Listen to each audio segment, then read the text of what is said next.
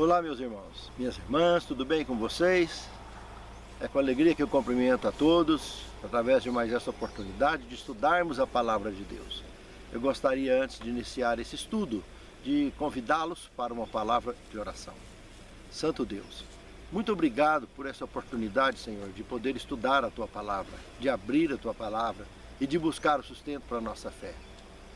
Inspira-nos, Senhor, não só a entendermos, mas também a praticarmos e a podermos ensinar aquilo que aprendemos de Ti. Te pedimos e te agradecemos essas bênçãos, com o perdão de nossos pecados, em nome de Jesus. Amém, Senhor. A Bíblia como história. Temos um texto aqui de Êxodo, capítulo 20, verso 2, que se repete em Deuteronômio 5, verso 6. Eu sou o Senhor, teu Deus, que te tirei da terra do Egito. E lá em Deuteronômio ainda acrescenta, te tirei da casa da servidão. Irmãos, todos os homens que pecaram na história da existência do grande conflito se tornaram escravos do pecado e dependem de um libertador para estar livres dessa servidão. Claro, o texto bíblico aqui se trata do período de 430 anos que o povo hebreu passou no cativeiro egípcio, a descendência de Abraão, que ele mesmo, antes de morrer, recebeu a visão que aconteceria isso. Mas olha que coisa curiosa. Abraão nasceu lá em Ur dos Caldeus, ali ao sul da Babilônia, próximo então da capital de uma cidade que representaria a meretriz apocalíptica que temos revelado no Apocalipse capítulo 17. Justamente porque lá naquela região foi verdadeiramente um colapso politeísta de tantas divindades pagãs adoradas naquela região. No meio de um lixo politeísta nasceu um lindo cravo para o jardim do Senhor, o progenitor da fé hebraica, que acabou se tornando a base não só dessa fé hebraica propriamente dito, como a base das três principais religiões monoteístas que surgiria sobre a face da terra: o judaísmo, o islamismo e o cristianismo. E esse último, o cristianismo, onde estamos eu e você, aqueles que aceitaram o libertador que veio lá no Calvário e pagou o resgate por todos. E todos são chamados, mas infelizmente, comparado com a massa do planeta Terra, poucos são os escolhidos, porque poucos aceitam esse resgate, esse favor. Poucos entendem ou querem entender sobre esse tema. E da mesma forma ele continua chamando hoje, para que nós sejamos de fato livres e sirvamos o verdadeiro Deus em espírito e em verdade, e possamos em muito breve abraçar com o nosso Senhor nas nuvens dos céus, o nosso Redentor, o nosso resgatador, o nosso libertador. Pense nisso, amado irmão. Pense nisso, amada irmã. Segundo tema, Davi, Salomão e a monarquia. Agora analisaremos, a partir desse tema, algumas histórias e alguns personagens que, em paralelo, as próprias descobertas na arqueologia e na história vêm registrando de forma sólida tudo aquilo que está registrado, relatado no Escrito Sagrado. Em 1 Samuel capítulo 17, nós temos ali personagens reais, como Davi, Salomão e a monarquia de Israel, que na mão desses dois indivíduos, segundo o relato do Escrito Sagrado, foi onde Israel alcançou o apogeu, principalmente nas mãos de Salomão. Sabemos que só 3 reis governaram as 12 tribos de Israel: Saul, Davi e Salomão. Saul, lamentavelmente, foi escolhido a dedo e se perdeu por escolha própria. Davi foi escolhido a dedo também. Durante a plena apostasia de Saul, aonde A apostasia era tão grande naquele indivíduo que não tinha como aproveitar a sua descendência. Foi uma influência muito severa e que comprometeria os caminhos de Israel caso a descendência de Saul assumisse. Por isso o Senhor providenciou Davi para que assumisse essa posição, ainda com Saul em vida. E é evidente, só aumentou o problema para o lado de Davi. E mais estranho ainda foi que quando Davi morresse, quem substituiria, também escolhido pelo Senhor, seria justamente por ironia do destino, ao invés de ser o primogênito, como em todas as monarquias sempre foram assim, foi logo o filho mais jovem que ele tinha, Salomão. Das diversas mulheres que Davi tinha, justamente o filho da Sulamita, que tinha perdido o filho anterior por causa do adultério praticado com Davi. Mas o segundo filho, por ironia do destino, seria o escolhido. E esse rei levaria Israel ao apogeu da sua história, das suas vitórias e ao nível do bom relacionamento com outras nações, porque ele era um exemplo, ele era uma boa influência, e aquelas que resistiram contra ele, ele conquistou todas.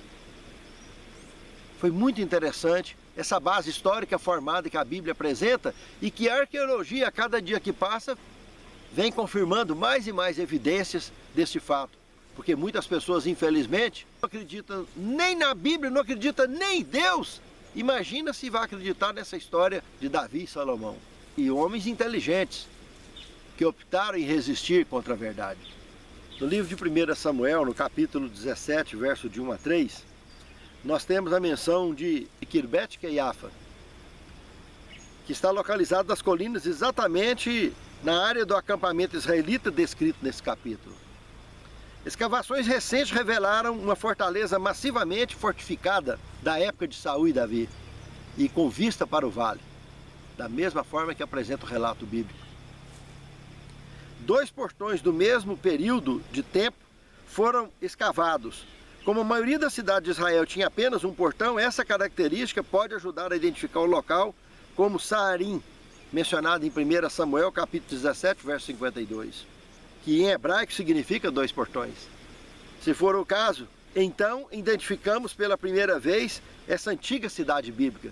Em 2008 e 2013 foram encontrados, respectivamente, 2 inscrições que muitos acreditam que representam a mais antiga escrita hebraica já descoberta.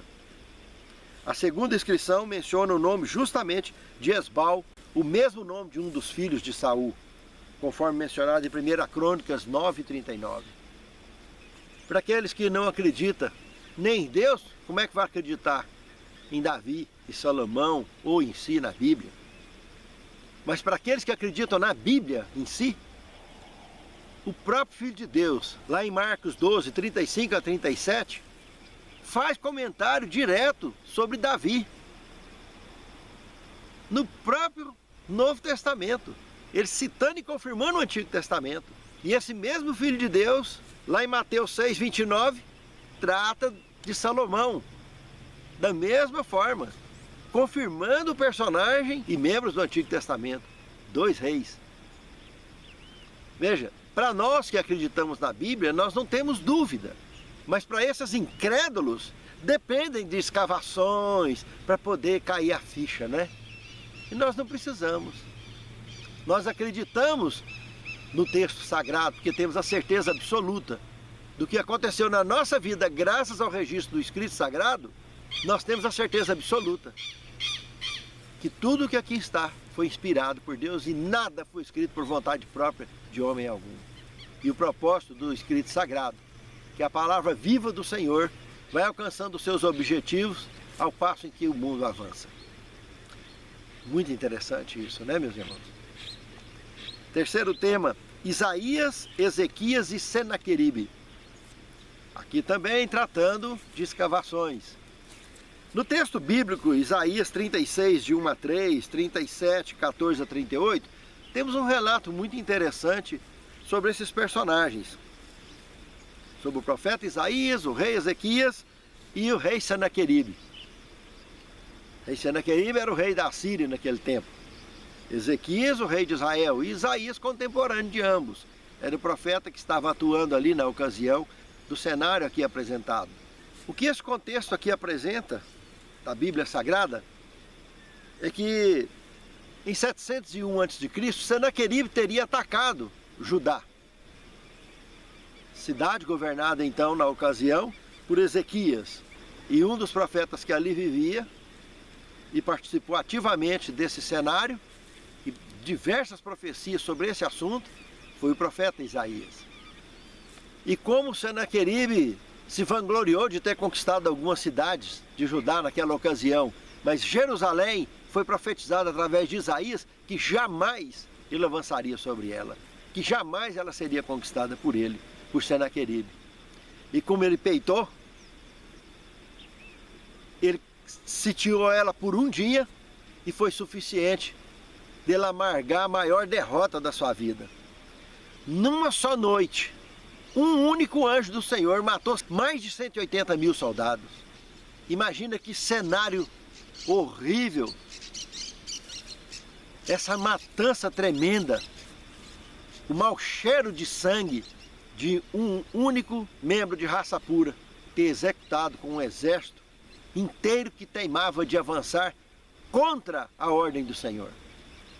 O próprio Senaqueribe fugiu. Quando chegou lá na sua cidade, os seus 2 filhos o assassinaram. E escavações recentes, ali em Laques, descobriram os escombros da imensa destruição da cidade que ocorreu quando ela foi queimada por Senaqueribe, cidade de Laques. Mas Jerusalém foi miraculosamente poupada. Senaqueribe pôde vangloriar-se apenas disso. Quanto a Ezequias, o judeu, eu encontrei em sua cidade como um pássaro em uma gaiola, batendo papo, como que isso fosse alguma coisa, na ocasião que ele conseguiu destruir Laques. Não há descrição de uma destruição em Jerusalém no período assírio e nem relato sobre os cativos levados à escravidão. E Jerusalém, então,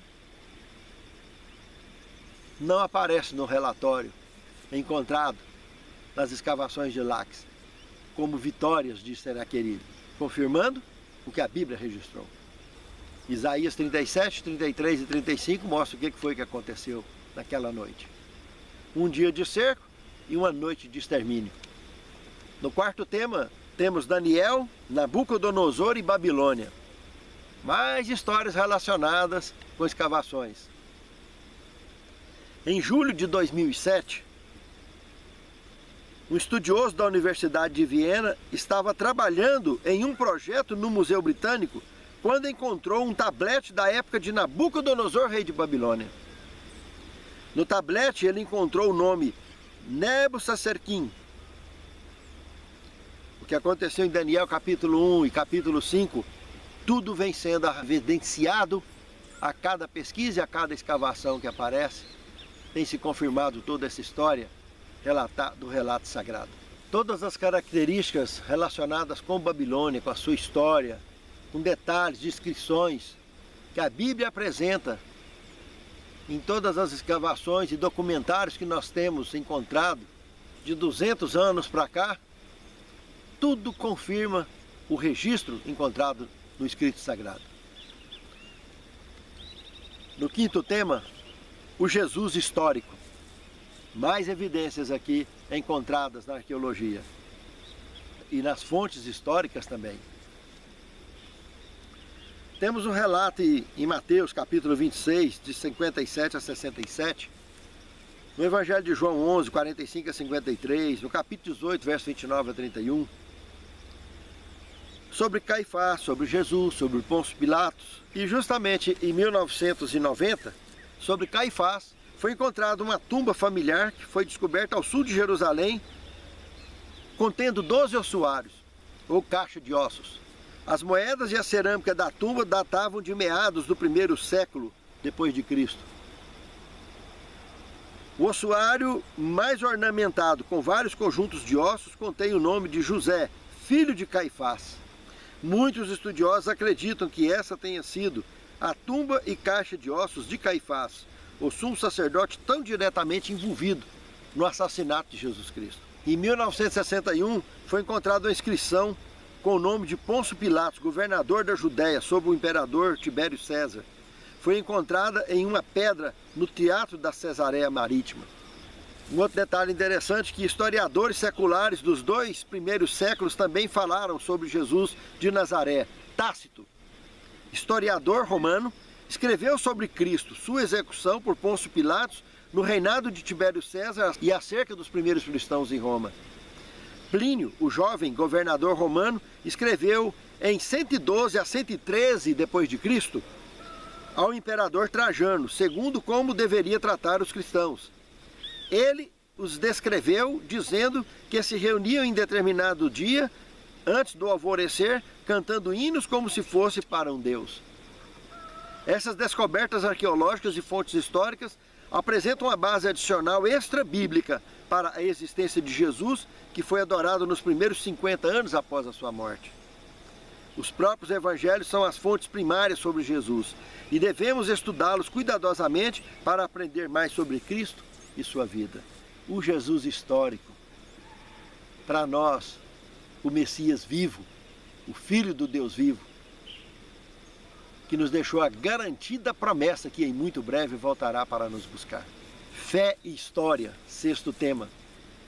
Irmãos, no livro de Hebreus, no capítulo 11, versículo de 1 a 40, nós temos ali uma galeria de campeões da fé, dentre os quais poderíamos citar aqui alguns nomes interessantes, como Enoque, Noé, Abraão, Sara, José, Moisés, Raabe, Sansão.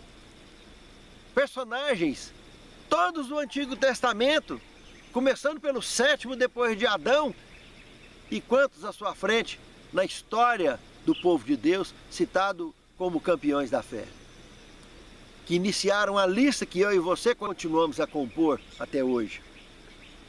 E até Jesus voltar, essa lista estará sendo composta pela Bíblia aberta, lida e escrita pelos homens, que eu e você representamos hoje, continuamos a representar no dia a dia desse planeta, até que o nosso Senhor volte. E esses atos de fé que esses personagens participaram, mudaram a história, irmãos. Como eu e você, atos nossos, também mudam, não só a nossa história, mas como a história do mundo. Daqui e dali, nós mexemos na história, através do nosso livre-arbítrio. Quantos e quantos mortais mudaram o curso da história?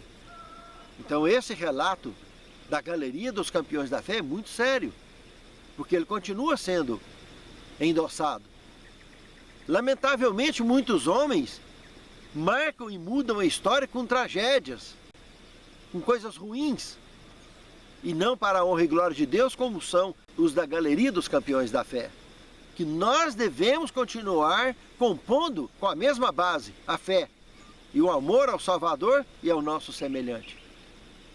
Hoje ainda estamos em plena pandemia do Covid-19, um vírus chinês que se abateu sobre o planeta e, lamentavelmente, tem ofendido e humilhado a causa de Deus. Hoje são 3 de maio do ano de 2020.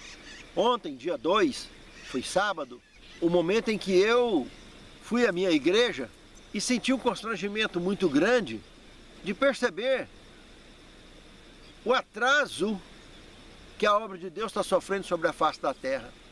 A minha igreja tem mais de 600 membros, aonde, digamos, que 300 são efetivos. Desses 300 que são efetivos e mantém a igreja aos sábados lotada, que domingo e quarta-feira toda a vida, infelizmente, é uma história lamentável, né? Não enche a igreja. Só se for uma programação muito especial. Mas dentro do normal, não enche. Mas dia de sábado, que fica normalmente cheia a igreja, sabe quantas pessoas desses 300 que estavam lá dentro? Porque pelas regras dos governos que aderiram a esse processo terrorista internacional, obrigando a um isolamento social radical, faltando muito pouco para um lockdown, mas não pode, e os idosos não podem ir, então já caiu a metade. A metade da igreja são idosos. Mas e a outra metade, que são 150 pessoas, que está fora do grupo de risco. Sabe quantos que tinham quando começou a escola sabatina? Tinha uma média de 20 pessoas. Quando começou o culto,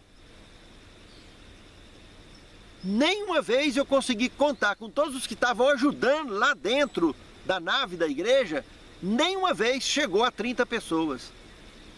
Contei várias vezes, 28, 29, na hora do culto.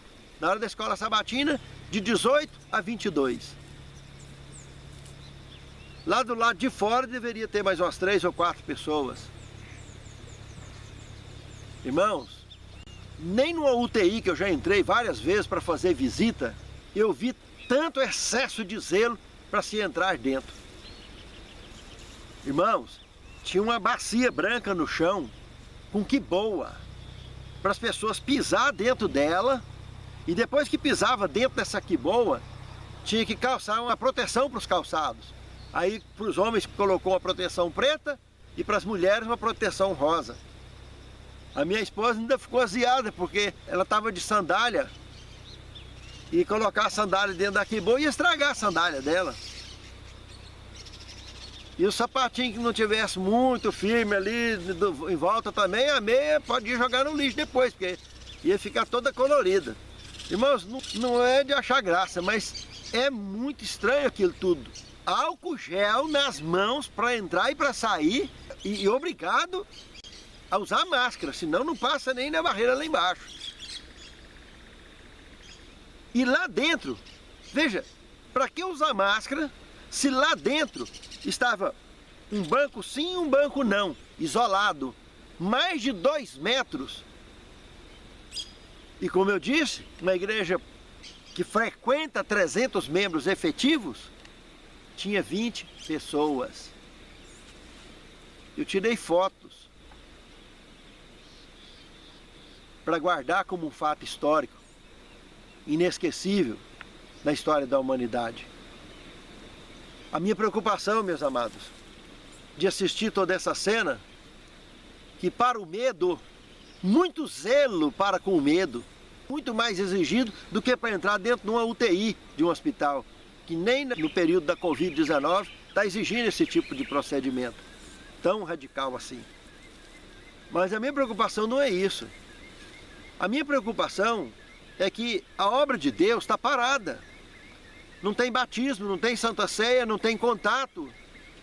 E faz parte do ofício do servo de Deus verdadeiro, de estender a mão sobre as pessoas e curar as pessoas, orar pelas pessoas, consolar, confortar as pessoas.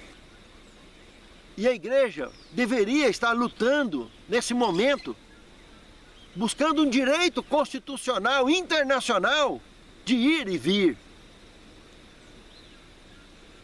de evangelizar. No Brasil, então, somos um país laico. Só uma lei marcial tem, de fato, como suprimir a Constituição. Fora isso, em qualquer tribunal que se recorrer, pela graça de Deus, haveremos de ganhar. Para ter o direito de cumprir com o ofício nosso, que não é diferente do ofício do médico. O médico cura doenças físicas e nós curaremos, para a honra e glória de Deus, as doenças espirituais que o Senhor curará através de nós. E as físicas também. Porque se tivermos fé como um grão de mostarda, diremos a esse monte, lança-te daqui ao mar, e ele o fará, como disse o Filho de Deus vivo. E não podemos perder a fé quanto ao relato sagrado. O fato é que essa atitude, mantendo afastado há meses da casa de Deus, o resultado será muito triste. Já dá para vislumbrar, infelizmente, o nível de apostasia, muito parecido com o período que ficou Israel lá no Egito. E quando teve que sair, ninguém estava querendo ir. Lá na porta do Mar Vermelho, lembra quantos que choramingaram querendo voltar para trás? Durante a travessia do Êxodo, do deserto, o tempo todo, eles choramingando e querendo voltar para o Egito. Um período de 40 anos de apostasia. Com poucos meses era para ter entrado na terra prometida, e tiveram que ficar 40 anos por causa de apostasia, por causa de medo. Porque eles viram os gigantes lá dentro. Por medo, voltaram. Por medo, escolheram 12 espias para fiscalizar. O exagero do medo. 12 espias. Não foi da vontade de Deus que 12 espias entrassem lá dentro. A vontade de Deus já tinha sido revelada, já havia sido dada a ordem. É para chegar, circular e entrar. Era para tomar Jericó. Os muros de Jericó deveriam ir para o chão. O que aconteceu no final de 40 anos tinha que ter acontecido na chegada. Mas o que evitou deles entrar lá dentro? Medo, que gerou a apostasia dos 40 anos, que morreu todos aqueles velhos no deserto. Só a segunda geração que entrou. Só Caleb e Josué, daquela geração antiga, entraram na terra prometida. E que Deus abençoe a mim e a você, meu querido irmão, minha querida irmã. Que a fé registrada na história seja a minha e a sua história hoje, a de Caleb e Josué. E não desse monte de medrosos que está aí acuado, escondido, deixando de cumprir com a missão do ID, que nenhum texto da Bíblia sustenta ou endossa o que está acontecendo. Pense nisso, amado irmão. Pense nisso, amado irmão. Reflita sobre isso, porque todos temos uma missão a cumprir. Sétimo tema, a verdade liberta e abre a nossa mente. Temos aqui 2 textos da Pena Inspirada, um em Educação, página 73, e o outro em Testemunhos para a Igreja, volume 8, página 325. Olha o que diz esses textos. A Bíblia é a história mais antiga e abrangente que a humanidade possui. Veio diretamente da fonte da verdade eterna e ao longo dos séculos a mão divina tem preservado a sua pureza. Ilumina o remoto passado que a pesquisa humana em vão procura desvendar. Somente na palavra de Deus contemplamos o poder que lançou os fundamentos da terra e estendeu os céus. Unicamente ali encontramos um relato autêntico da origem das nações. Apenas ali se apresenta a história de nossa humanidade, não maculada por orgulho ou preconceito humano. Aquele que tem conhecimento de Deus e de sua palavra tem consumado a fé na origem divina das Escrituras Sagradas. Ele não testa a Bíblia pelas ideias científicas do homem. De Deus é verdade e a verdade jamais pode se contradizer. Seja o que for, nos ensinamentos da chamada ciência, contradiga a verdade da revelação divina é mera suposição humana. Para o homem verdadeiramente sábio, os conhecimentos científicos abrem vastos campos de pensamento e informações, mas desde que esteja fundamentado na verdade. Porque quando estamos fundamentados na verdade, somos livres, a nossa mente abre e tudo que nós podemos avaliar à volta de qualquer descoberta nova, de qualquer achado novo, só enriquece aquilo que a palavra já tem registrado. Que Deus abençoe a mim e a você, que nós possamos sermos cada dia mais envolvidos com a palavra de Deus, homens e mulheres livres e que sirvam em espírito e em verdade, e que desde hoje estejamos contados entre os salvos e naquele grande dia sejamos contados entre aqueles que marcharão para dentro dos portais da cidade santa. Santo Deus, muito obrigado, Senhor, pelo conforto na nossa fé, pelo relato sagrado da Tua palavra e por tudo mais que tem agregado à nossa experiência cristã, graças à Tua direção.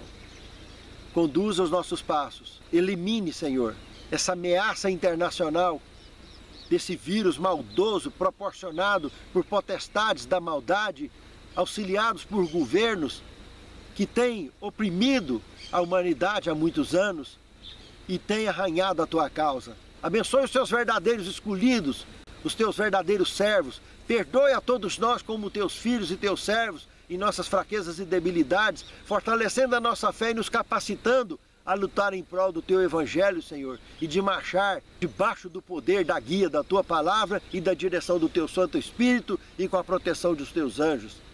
Conduza-nos, dirija-nos, perdoe nossas debilidades, faltas e pecados É o que nós te pedimos, agradecemos, em nome de Jesus. Amém, Senhor.